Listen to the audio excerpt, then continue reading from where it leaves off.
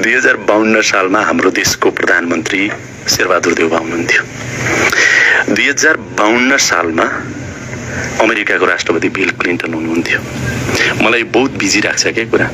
Bill Clinton 2 कार्यकाल हुनुभयो, 8 वर्ष। त्यहाँबाट डब्लु बुश आउनुभयो, अर्को 8 वर्ष। त्यहाँबाट बाराक ओबामा आउनुभयो, अर्को 8 वर्ष। 24 वर्ष गएर ट्रम्प आउनुभयो, होइन त? ट्रम्प आउनुभयो, त्यहाँबाट 4 वर्ष। बाइडेन आउनुभयो, अर्को 4 वर्ष। 30 वर्ष भयो। कति फेरिए? क्लिन्टन कहाँ छन्, ओबामा त्यतै छन्, डब्लु बुश त्यतै छन्, रमाइरहेछन् नि। अस्ति मैले बिल क्लिन्टनको एउटा फेसबुकमा हेरेको थिएँ, कहाँ त्यो बर्गर लिन कि कता गइरहेको देखेको थिएँ। कोही पनि छैनन् सुरक्षाकर्मी। मेरो देशमा, तपाईँको देशमा 52 सालमा प्रधानमन्त्री भएको शेरबहादुर देउवालाई सम्भवतः 83 सालमा फेरि हामी प्रधानमन्त्री बनाउँदैछौँ। अनि यो जस्टिस हो? अनि जनतालाई दिक्क लाग्दैन? अनि फ्रस्ट्रेसन हुँदैन? ल, मैले शेरबहादुर देउवाको विरोध गरेको होइन। शेरबहादुर देउवाको आँखामा यो मुलुकमा काया पलट गर्ने त्यो सपना अझै जीवित होला, या 5 पटकको 6 पटक, 6 पटकको 7 पटक बन्ने होला?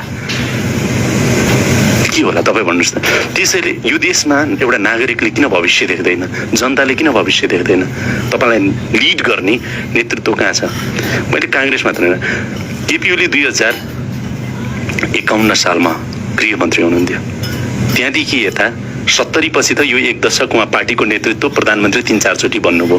प्रचण्ड 30 वर्ष उता 3-4 चोटि बन्नुभयो।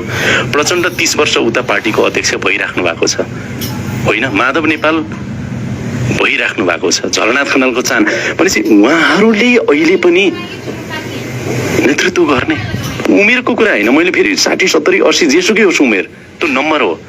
तर उनले यो देशमा राजनीति मार्फत गरेको योगदान कति भन्दा 30-40 वर्ष भइसक्यो। 30-40 वर्षदेखि यो देशमा 48 त पहिला पो राजालाई दोष, 48 देखि यता आइराख्दाखेरि देशमा के कायापलट भयो त? त्यसको जस अब जस लिएर